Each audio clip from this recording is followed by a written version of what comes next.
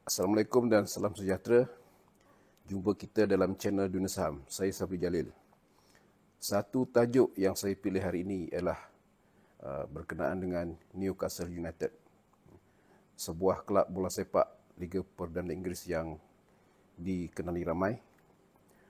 Apa kena mengena Newcastle United dengan Dunia Saham?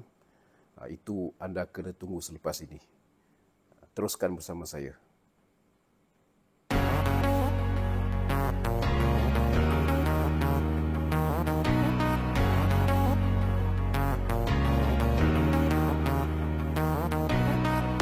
Terima kasih masih bersama saya. Bulan Ogos ialah bulan permulaan bagi musim baru Liga Perdana Inggeris. Newcastle dikatakan akan menjadi pencabar yang kuat pada musim ini. Ekoran daripada rancangan mereka untuk membawa pemain-pemain yang bertaraf dunia.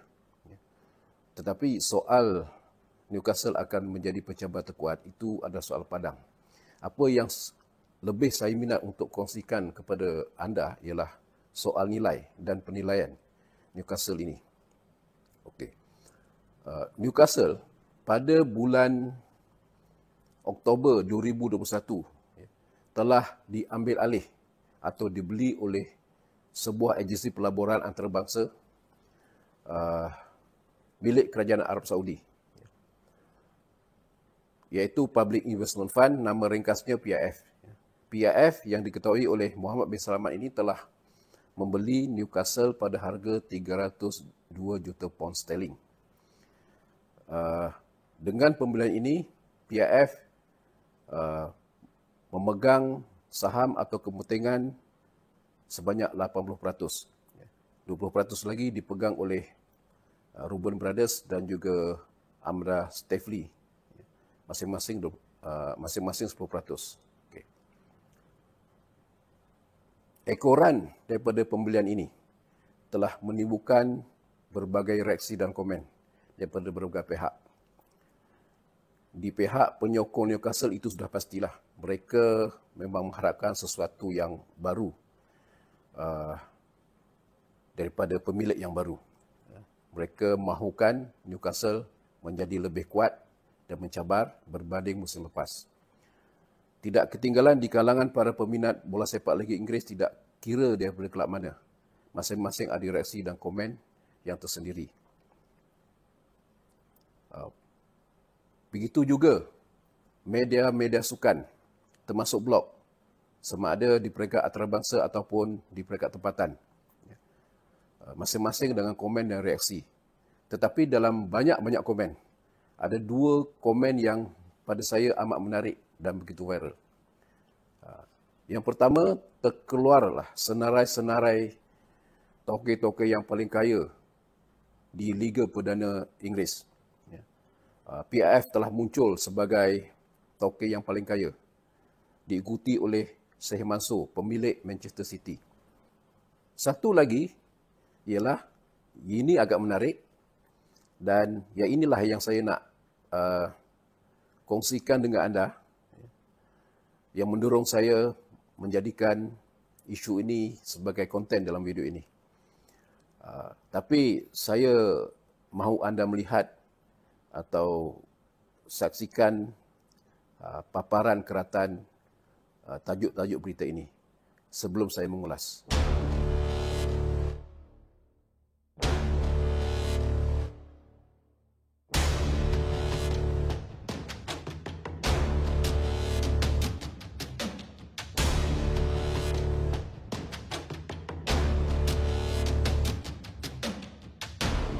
Apa yang boleh kita simpulkan daripada tajuk-tajuk berita tadi?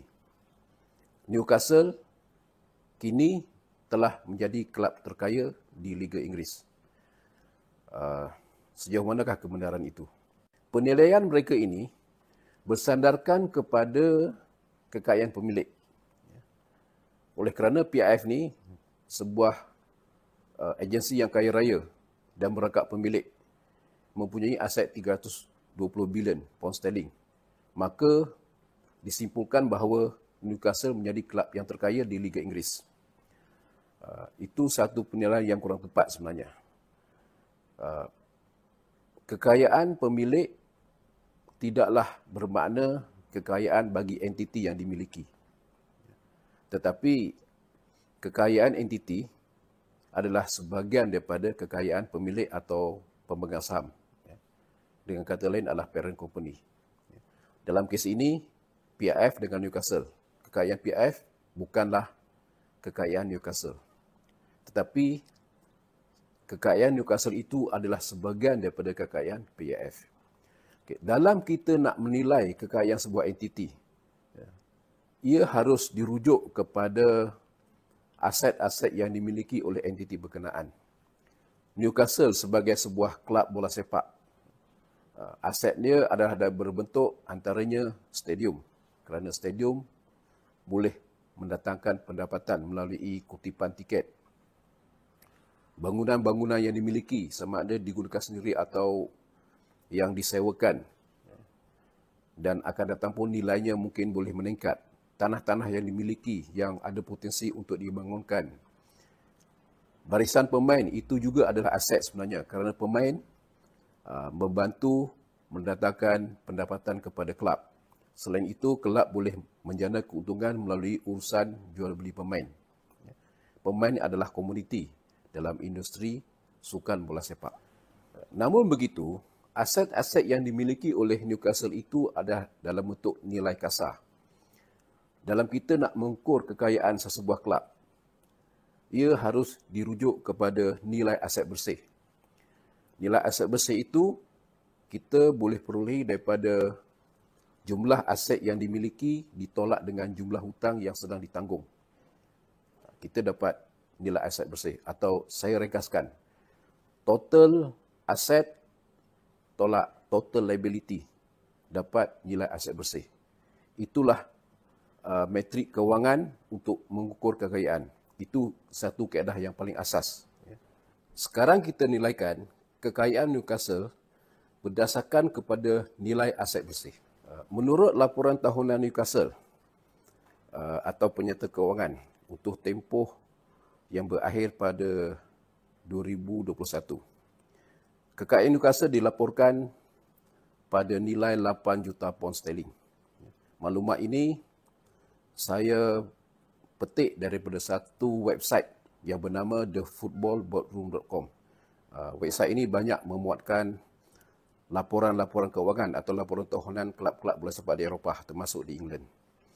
Anda boleh rujuk pada website ini untuk mendapatkan maklumat yang sahih. Kelab terkaya di England, Manchester City, untuk tempoh tahun kewangan yang sama, 2021, ialah 656 juta pound sterling. 8 juta berbanding 656 juta, satu jarak yang begitu jauh. Untuk kita menyatakan bahawa Newcastle sebuah kelab yang terkaya di Liga Inggeris selepas pengambilalihan itu berlaku. Maka itu adalah menyanggah tajuk-tajuk berita oleh media-media yang tersiar tadi. Tapi tidak bermakna Newcastle tidak boleh menjadi kelab terkaya. Akan datang itu berkemungkinan. Namun ia bergantung kepada prestasi Newcastle United dari segi keuntungannya dan keupayaan Newcastle untuk membesarkan nilai aset bersihnya. Dan juga bergantung kepada sebesar manakah dana atau aset yang akan disuntik oleh PIF selaku pemilik baru ke dalam Newcastle. Kalau ini berlaku, maka mungkin dalam beberapa tahun tidak mustahil kalau Newcastle boleh mengatasi Manchester City menjadi kelab yang terkaya di Liga Perdana Inggeris. Sebab Manchester City sebelum ini bukanlah kelab terkaya, tetapi bila dimiliki oleh Sheikh Mansour, yang sebelum ini juga adalah yang terkaya sebelum pengambilalihan Newcastle, telah menukar Newcastle menjadi kelab yang terkaya di Liga Inggeris. Itu bukan satu perkara mustahil. Pengaruh pemilik memang ada tetapi masih tertakluk kepada perkara-perkara yang saya sebut tadi, sejauh mana mampu menyana keuntungan dan membesarkan aset, dan sebesar manakah aset-aset akan disuntik ke Newcastle. Laporan The Guardian yang bertarikh Mei 2022 tahun ini. PIF telah menyuntik dana baru sebanyak 168 juta pound sterling. Tetapi kalau kita campurkan dengan nilai aset bersih yang sedia ada, jumlahnya 176 pound sterling. Satu kedudukan yang masih jauh untuk Newcastle mengatasi Manchester City untuk menjadi kelab yang terkaya di Liga Perdana Inggeris. Kisah Newcastle dengan saham, apa kaitan? Newcastle yang saya bawakan tadi itu adalah satu kes tadi. Macam mana kita nak menilai kekayaan ataupun kedudukan keuangan sebuah entiti. Tak kira entiti apa, kelab bola sepak ke, syarikat ke, persatuan ke dan seumpamanya. Menilai kekayaan harus dirujuk kepada aset-aset yang dimiliki. Untuk lebih tepat, harus dirujuk kepada nilai aset bersih. Ia bukan dirujuk kepada kekayaan pemilik. Kalau syarikat A adalah pemegang saham kepada syarikat B, kekayaan syarikat A bukanlah kekayaan syarikat B, tetapi kekayaan syarikat B adalah sebahagian daripada kekayaan syarikat A. Mengetahui nilai aset bersih sebuah syarikat itu adalah mustahak. Kerana di situ kita mengetahui tahap risiko. Nilai aset bersih yang positif menunjukkan rendah risiko. Manakala nilai aset bersih yang negatif adalah tinggi risiko. Maka mustahak untuk kita melihat terlebih dahulu nilai aset bersih sebuah syarikat sebelum kita membeli sahamnya. Semoga kisah Newcastle tadi memberi manfaat kepada anda dan anda boleh menerapkan apa yang saya terangkan untuk diterapkan dalam ilmu pelaburan anda. Saya juga mengharapkan supaya anda kongsikan video ini dengan rakan-rakan anda dan saya yakin ia memberi manfaat. Saya bukanlah peminat Newcastle, tetapi untuk peminat Newcastle yang mengikuti video ini, selamat menjejaya kepada kelab anda. Semoga Newcastle memeriahkan lagi Liga Perdana Inggeris untuk musim 2022-2023. Assalamualaikum dan jumpa lagi di sesi